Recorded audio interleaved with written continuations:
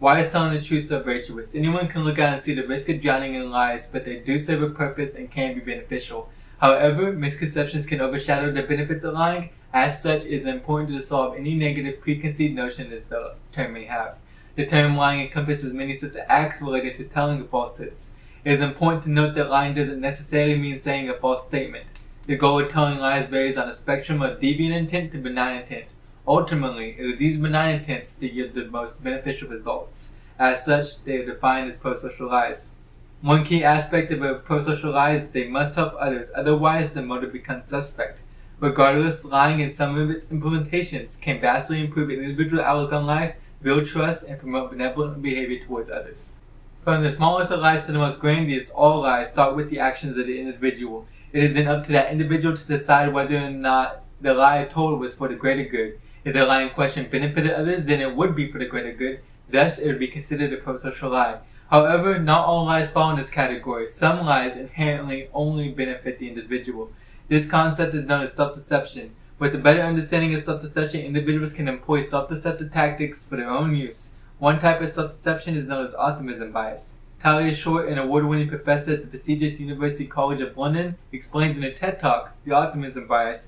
The optimism bias is our tendency to overestimate the likelihood of experiencing good events in our lives and to underestimate the likelihood of experiencing bad events in our lives. This phenomenon creates a more optimistic outlook on life. Ms. Shea goes on to explain that according to her research, 80% of people have optimism bias. This fact puts individuals' probability of having a good life at a statistical disadvantage because the chances of having a bad experience is far greater than what they might expect. However, with a clear understanding of optimism bias, an individual can mitigate disappointment and foster hope, even if that means lying to themselves. For example, Shea explains that 2 out of every 5 marriages end in a divorce, yet 0% of newlyweds say that they'll ever need a divorce. This is an example of a statistically impossible scenario. Thus, it would be fair to say that 2 out of every 5 married couples would be left rather disappointed. However, people have an astonishing ability to perceive a rather grim outlook, accept the likelihood of that happening, yet lie to themselves to create a semblance of optimism. By this very definition, this scenario exemplifies optimism bias because it requires participants to lie to themselves and deny chances of a more likely pessimistic outcome. Despite unwarranted concerns, a more realistic pessimistic outcome is far worse than the optimistic outlook. According to the article, the neural bias of always looking on the bright side, posted in the Dialogues in Philosophy, Mental Neurosciences, author O'Sullivan P. Owen suggests that pessimistic outlook produces countless negative effects to the human psyche. He states that people who are optimistic can rise above a myriad of possible outcomes to focus on a simplified positive endpoint. However, Owens goes on to explain that pessimistic outlooks can lead to an emotionally draining cycle, citing, "To reconcile the full spectrum of conceivable eventualities would be endlessly time-consuming and torturous." He goes on to say that a lie is needed to create and sustain optimism, even if it is one in our own creation. As previously mentioned, not all lies mandate a false statement. One such type of deception that doesn't require a false statement, but requires the individual to conceal truthful information, is known as lying by omission. Once again, it is important to understand that the correlation between two like actions does not equate to a cause and effect relationship. Thus, it is impractical to assume that all lies by omission are for malice reasons. Though not apparent, the correct implementation of lying by omission can have profound beneficial effects on the individual telling the lie, those affected by such lie, and third parties who witness or otherwise impacted by such lie. These lies build trust. This phenomenon is observable through all walks of life, but none more prevalent than the healthcare industry. Healthcare professionals have been observed lying repeatedly on official forms in an effort to spend more time taking care of their patients.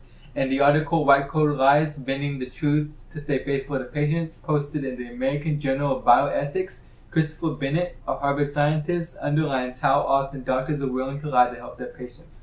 Based on Mr. Bennett's results, it can be concluded that an overwhelming number of participating doctors lied on official paperwork. When asked why, many pointed to their compassionate-related reasons. They felt bonded to the patients, thus they felt they have the utmost responsibility for their care.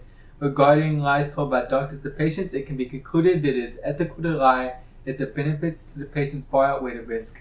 One key benefit to ethical lying is that it can build trust among involved parties. For the majority of individuals, malicious lying only brings negative emotions. Thus, humans are inherently less likely to pursue these lies. However, as previously mentioned, humans often partake in lies or other forms of deception if the benefits themselves. To further expand upon this consensus, researchers also generally agree in the theory of prosocial lying. This theory states that any particular individual is drastically more likely to deceive if the outcome benefits their fellow humans. Furthermore, prosocial lying is inherently benevolent because saying the truth will be far more damaging than lying. The main motivating factor for engaging in prosocial lying or any deceptive prosocial behavior is empathy, or the ability to understand and share the feelings of another.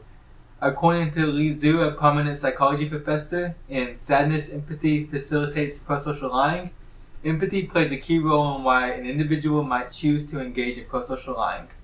To further elaborate, Zhu conducts an experiment wherein two groups, gender-based, are instructed to listen to an essay meant to evoke sadness.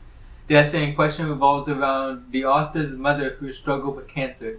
Next, participants are allowed 2 minutes to empathize with the author. Finally, the author and participants played a game wherein two choices were possible. The author could have won because the participants let them, otherwise known as a prosocial lie, or the author could have lost because the participants lied maliciously. When the data was analyzed, Z concluded that their findings show that empathetic individuals use prosocial lying to express their kindness and benevolence to a sad person in need. It can be confirmed and corroborated that an individual frequently engages in prosocial lies.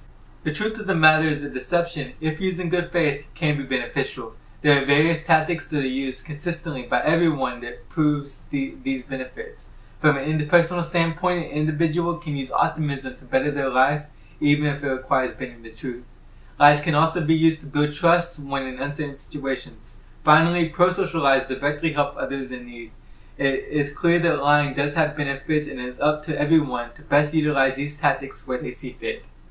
Thank you for listening to my essay. I appreciate it. Take care.